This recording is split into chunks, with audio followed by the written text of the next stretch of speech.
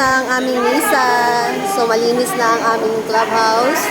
Tinanggal na ang mga upuan, niligpit na ng mga lingkod.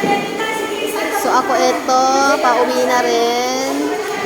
Ayan, naalala ko late na wala pala akong video for reals.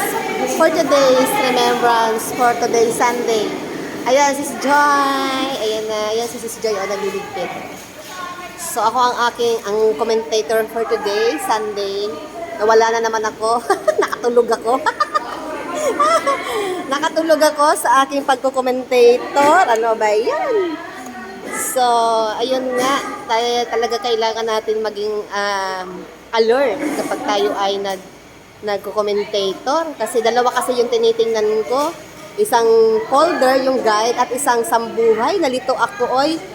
So, dapat pala, kapag next time, sabi ni Sis Joy, after na panalangin ng bayan, nakatutok na ako dito sa folder kasi nandito na lahat yung guide.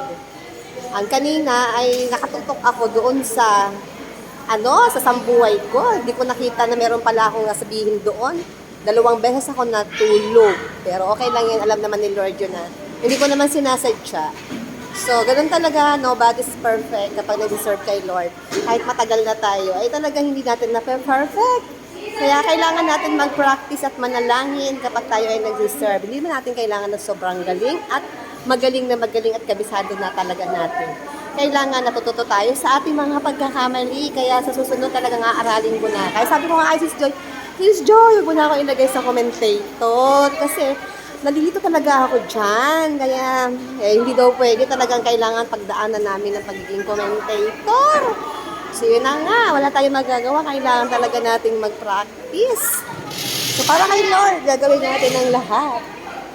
Para kay Lord. Ayun, yung dalawa, ang sipag-sipag pa. So ako, ay nag-iintay ako. Hintay ko sila. Kasi hatid ko sila Sis Joy. So, ito ang ating moment for today, Sunday, August 25, 2024. Yay! Blessed Sunday, everyone. Wala nang tao, linis na, oh.